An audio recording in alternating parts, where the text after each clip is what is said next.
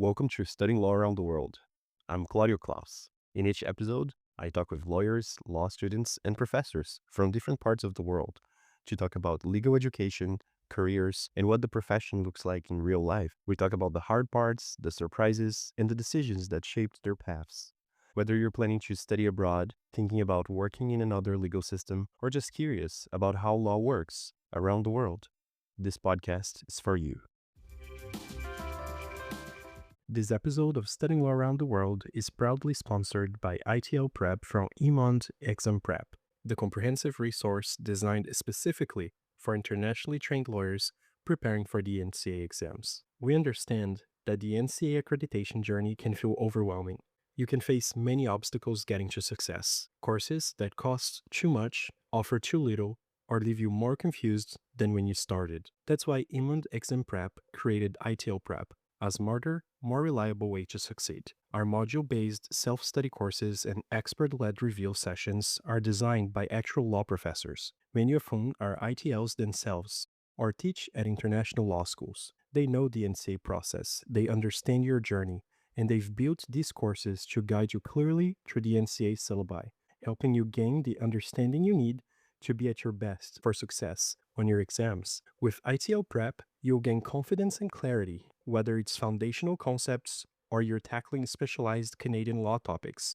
It's affordable, it's flexible, it's built with you in mind. And right now, we're offering something special. As an exclusive offer for the Studying Law Around the World podcast listeners, ITL Prep is offering 50% off all courses for the first 50 purchases. Simply use the promo code ITL50 at checkout. Casebooks and other resources must be purchased separately. Visit emond.ca today, that's emond.ca, and use promo code ITL50 to claim your 50% discount on NCA exam preparation courses.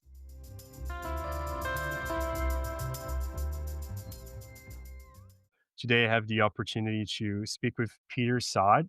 He has an incredible story starting in New York and nowadays being the managing partner of Loopstra Nixon. Thank you so much for taking the time to being with me here in the podcast today, Peter. I appreciate your time. Claudio, it's an absolute pleasure to be a part of this. I remember when you emailed me to reach out for the 75 people for the 75 alumni journey, and it was just extraordinary to meet you then. And since then, just following you on LinkedIn and seeing what you're doing, you're impacting people in more ways than you know it. And we're fortunate to have leaders like you, and I'm fortunate to have met you and be a part of the journey we're on together. I really appreciate you saying that. And well, I appreciate you being so generous as well to be part of the 75 Lawyers project. For maybe those who haven't heard much about it in previous podcasts, we've talked about it briefly, but U of T Law was turning 75. And as a personal goal, I thought, what could I do beyond attending the events to celebrate the law school? And then I came up with this idea. I saw a few friends in the US who had a goal of meeting 100 lawyers before they graduated. And I thought, well, how exciting it would be for me to meet, 75 alumni. And then it was the 75th year. So it was just very nice. And I got to meet a lot of very generous people like you, Peter. So thank you for being a part of that. I'd like to ask you then, if you could please introduce yourself to our listeners and tell us a little bit about, what you do these days. So, what I do these days is I cause a lot of chaos, but my journey I'm very fortunate. I was new to law. I didn't come from a history of family members in the practice of law. If anything, my parents would have expected me to be a doctor or an engineer or some other, and law wasn't one of those professions. And I was fortunate enough to go through the journey. I started in business school and ended my academic journey at U of T. While I was at U of T, they said OCIs for New York jobs you should consider. Applied. I was fortunate enough to get a position at Shearman and Sterling and spent 4.5 years working at Shearman and Sterling. And from there, I wasn't called to the bar in Ontario. So I looked around and I said, okay, I don't really know anyone in Ontario. I don't have Canadian credentials at that point. So I decided to write the bar and build my own practice. From that journey, it was interesting to really start from ground zero again. It was a full reset. And the journey was exciting. I got to work with a lot of great people. And then my practice reached a point where I needed that support and that the back end support to help take my practice to the next level. So I joined Loopstra Nixon in 2021, and it's just been an exciting journey to be a part of a great team there. I was fortunate enough to become managing partner in February of 2025, so earlier this year. That's kind of what keeps me busy these days is the balance between practicing law, being around my kids and my wife as much as I can be, and if I'm not in the office or at Brady's for a coffee, across the office, you'll hear basketballs bouncing in the background because I'm at basketball practice with one of the kids. And that's the journey I'm on. And I'm fortunate to be able to share my story with you. Amazing. Well, thank you for sharing that to start off. And since you mentioned New York, I remember you recently posted a little bit about that and that story of starting your career during the 2008 financial crisis, in maybe what we could call part of the heart of it as well. And I'd love to hear a little more on that. Looking back, what did that experience teach you? I'm sure there was a lot of, questions about resilience, about risk, and maybe even what should guide you from that. It was extraordinary because in September of 2008, my wife and I got married and we were on our honeymoon and you turn on the news and Bear Stearns and Lehman Brothers were closing their door. And in that moment, you actually don't know what that means and you don't know whether you have a job anymore. You don't know the world is essentially exploding as you know it. And I recall um, going to New York. We arrived on the Friday, October the 3rd, 2008. Got to our apartment, literally had an air mattress and a suitcase because nothing had arrived. And you're sitting around in a foreign city where you know nobody. And I wrote on LinkedIn, I said, and no one knows you've arrived. The city could, it's too big. And you show up on the first day.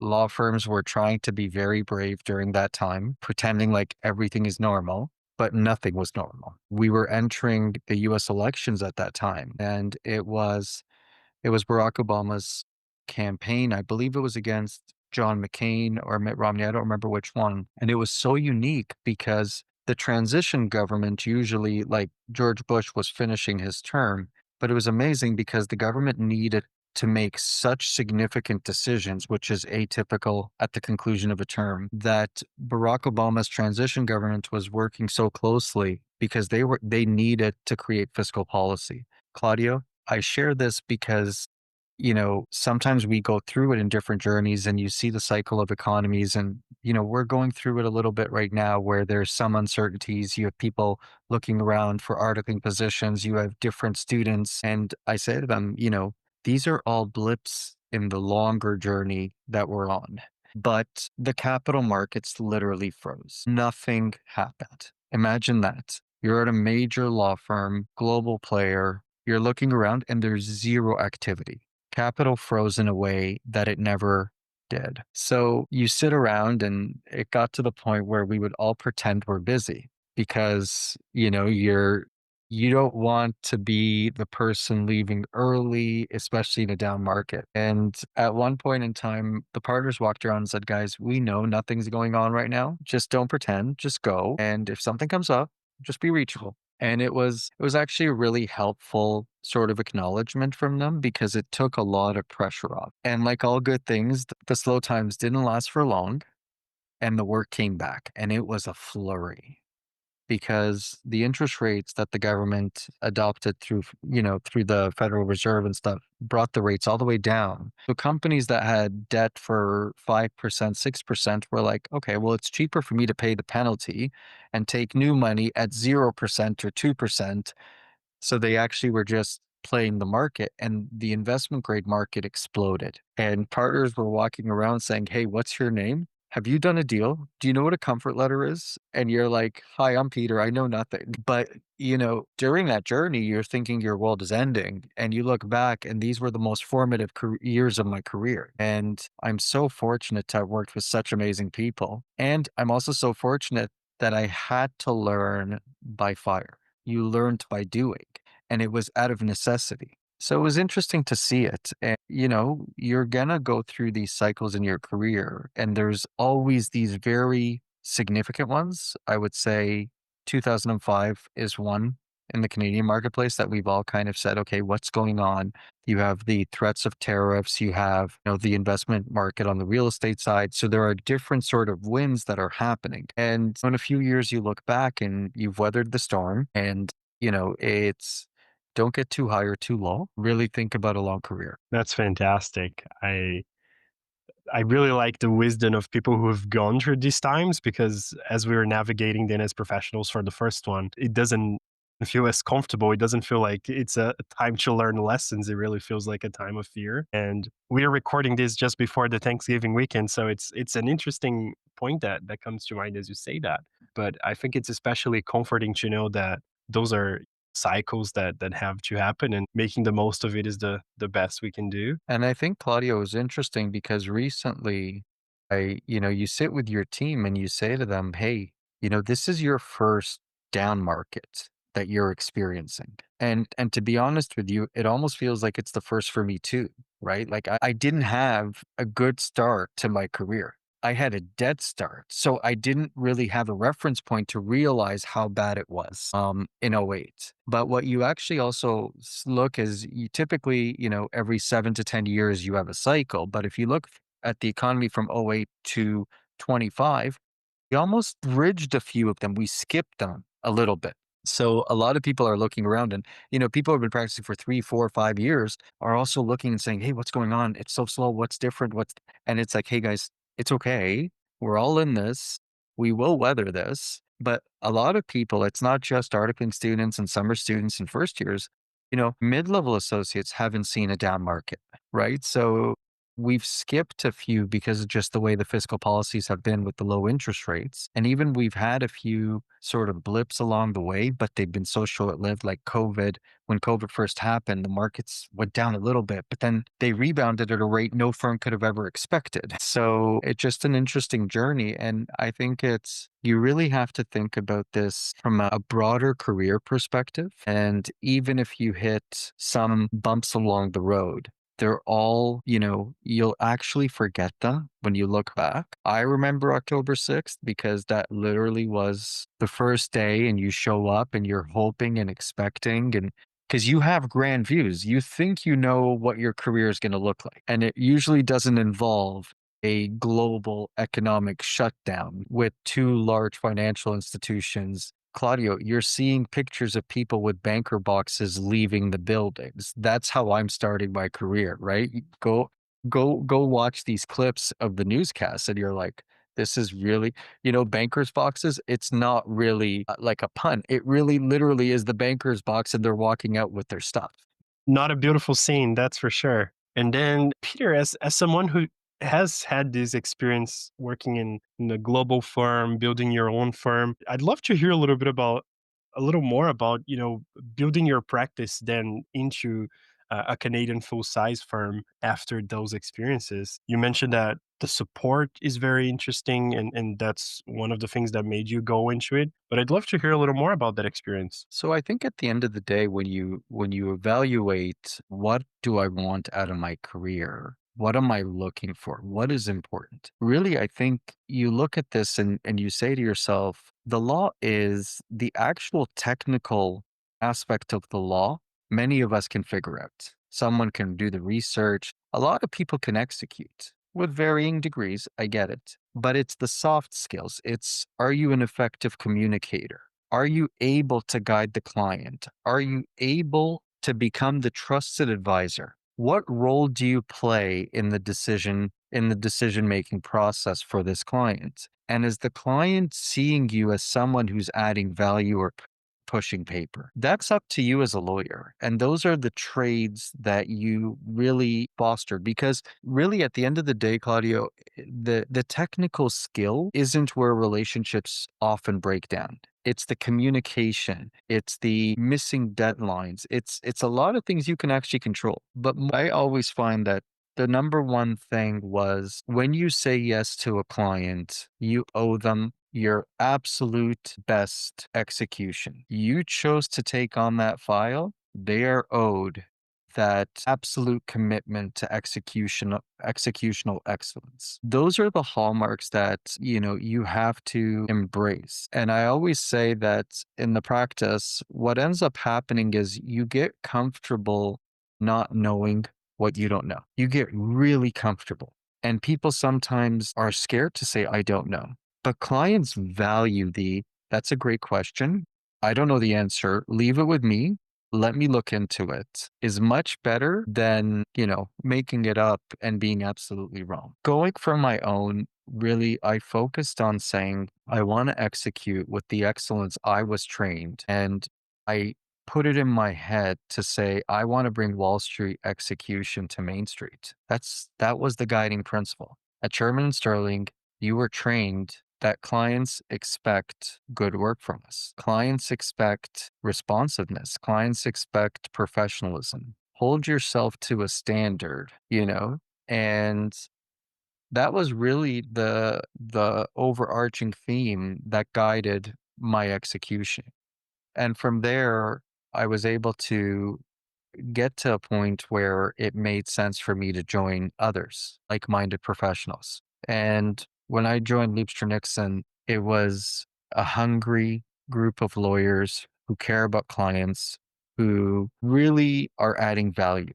And I'll tell you, Claudio, the difference between, those who like the fakers and makers is execution. It's rarely the intellectual, you get the right answer, I get the wrong answer.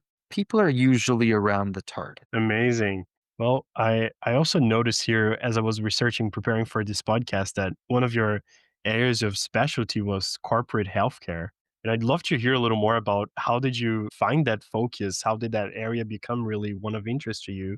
Especially as I think it's a personal thing, but also a lot of my colleagues, we've struggled a little bit of back and forth and giving some thought and trying to give a try to different areas to see really what you're interested in, what subjects really pique your mind or challenging and all of that. How did you decide, or how did that happen that you became a specialist in this area? I don't think I started my career thinking this is what I would be doing. I started my career wanting to be a transactional lawyer. Truth be told, I didn't want to be a securities lawyer, but when you get hired back from at Shearman and Sterling, there's 60 or 70 of us coming back. You rank and everyone wanted M. So I didn't get M. I got securities. And when I pivoted back to Toronto and I was doing my own work, sometimes what ends up happening is the industry chooses you. You don't choose the industry. But it's also because you start becoming very comfortable and well versed within the industry. I know the answer. I know who to call at which college. I know what needs to get done very quickly. We're fortunate in the Canadian legal market space that people aren't hyper specializing. So you can be more well rounded, I think. But also, Claudio, it's so important to not dabble in areas. If you're not an employment lawyer, don't touch it. The law's changing too fast. If you're not an immigration law lawyer, let it go. Hand it off. Don't touch wills and estates if you're not constantly. Why? These areas of law end up changing really fast. And if you're not up to date, you're going to give wrong advice. But healthcare, to be honest, I saw a bridge between working with professionals and working with consolidation. There's a lot of consolidators in healthcare. There's, whether you see the dental DSOs or, other verticals, and you're trying to marry business with patient care or patient experience, and more often than not you just develop that expertise, and it almost takes care of itself. Like you find yourself in the traffic because you know the industry. You think about some of the other pockets of industries that have crept up. You've seen a wave of cryptocurrency lawyers. You've seen at one point the cannabis wave of people who became, if someone called me, I wouldn't know the answer. I mean, could I figure it out? Maybe but that wasn't the area that I was comfortable. But I would say, Claudio, that the industry specialization is secondary to the area of practice focus. I'm a transactional lawyer first and foremost. I can execute on many different M&A verticals. I can execute on different bank financing transactions. But when it comes to that area of specialty, I immediately know how to deal with a regulated profession.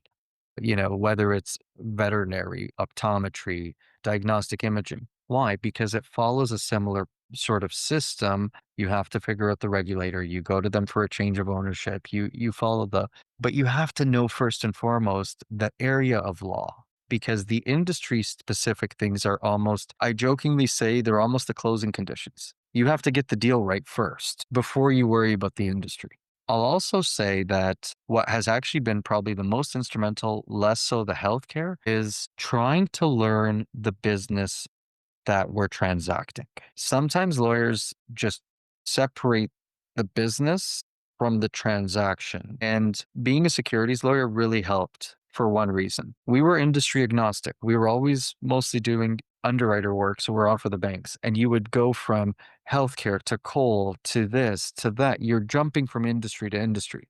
Well, how do you learn an industry? Go read the risk factors. Go open a prospectus and read the risk factors. It's going to tell you what's keeping management up at night.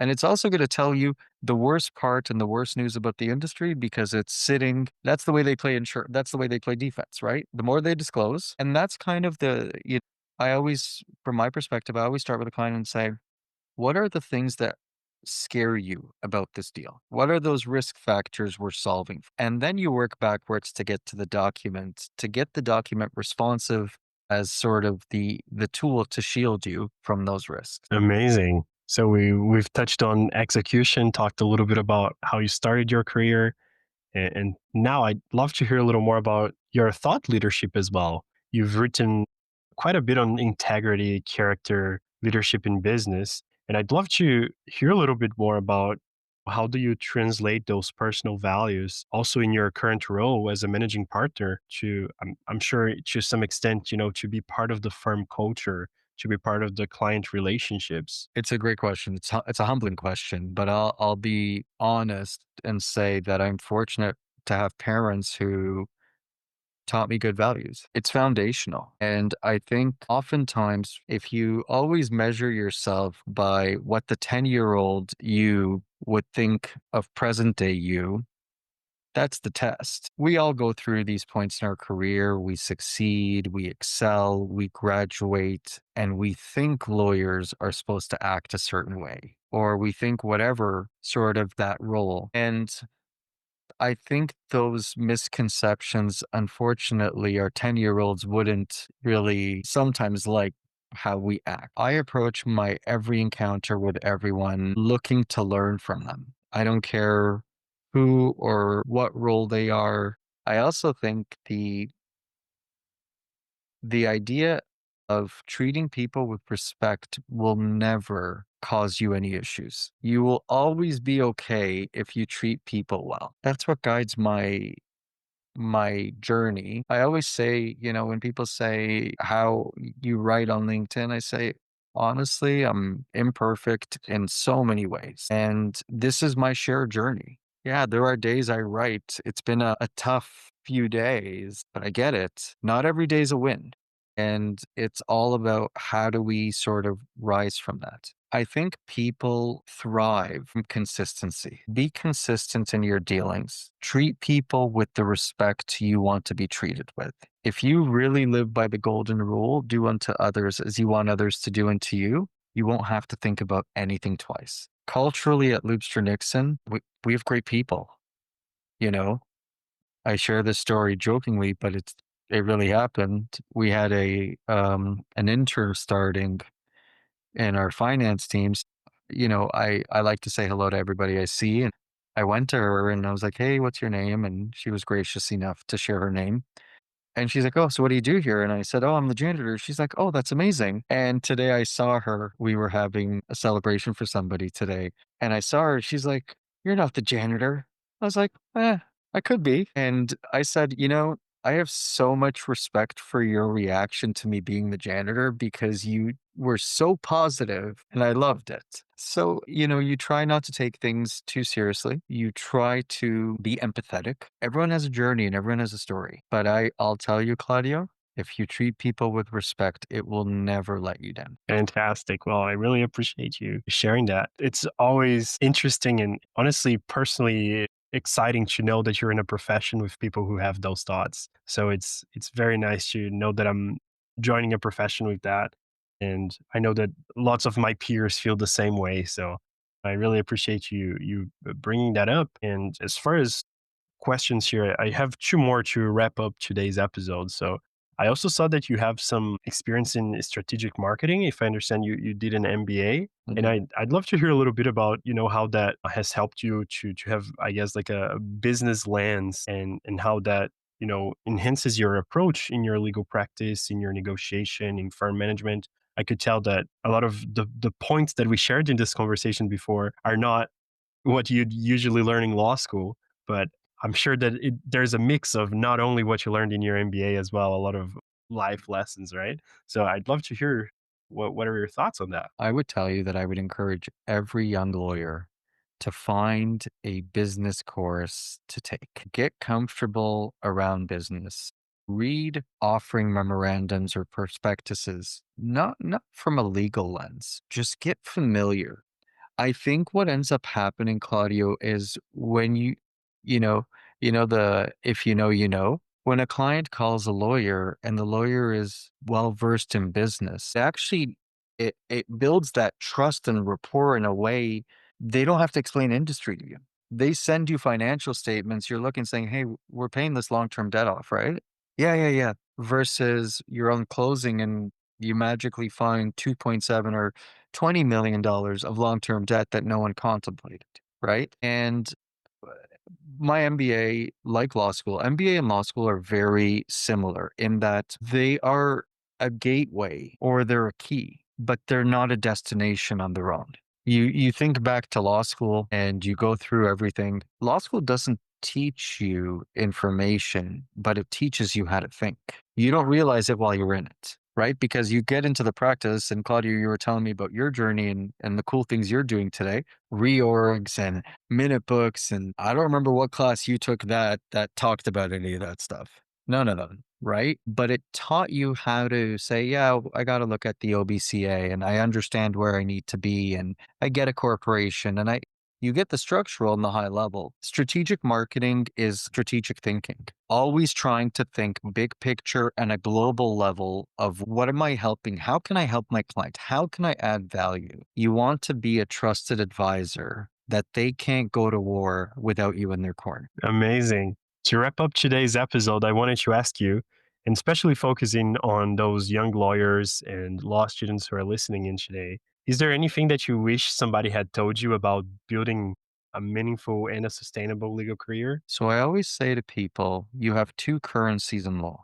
You either have your hours or your book. Don't let your career fly by building someone else's career. If someone isn't encouraging you to soar and ascend, then maybe they're not the right person you want to work with. There's a time and a place for you to be training, and you continue to train. But in those down moments when you have some time, go find someone and have a coffee with. Build your network. Plant seeds. Don't sit back and assume work is just going to come find you. It doesn't. I think the more people are out there building their network and connecting, you and I, we're fortunate for LinkedIn. We connected through that. And what an amazing journey. I said to you, and I will say it repeatedly, it is people like you who inspire people like me each and every day. You got out of your comfort zone and you did something extraordinary. And through that, you connected all these people together. Everyone is connected through Claudia. You plant seeds and you don't know when they come to fruition. I share with people this idea. There's a misnomer that business development means I go to coffee with someone or I take someone to lunch and tomorrow I get a file. No, doesn't work that way. This is our career is really it's a journey, but don't say, okay, I'm going to work for 5 years, heads down, then it's going to click. No, it's what are you doing today to plant seeds? You know, your colleagues who are lawyers at other firms will have conflicts that need to be referred out. Are you in touch with them? Your colleagues who went to business school or went to I don't know where, are you in touch with them? People you went to high school with. And the point of the conversation is to grow together and soar together. And as I'm sort of hitting midpoint in my career, I look around and see some of the people I went to elementary school with doing extraordinary things. And you're like, wow, that's just extraordinary. And you celebrate each other. But don't sit back, own your career, because if you're just going to do someone else's work forever, there comes a day where people are going to look and say, what value added are you bringing to the table?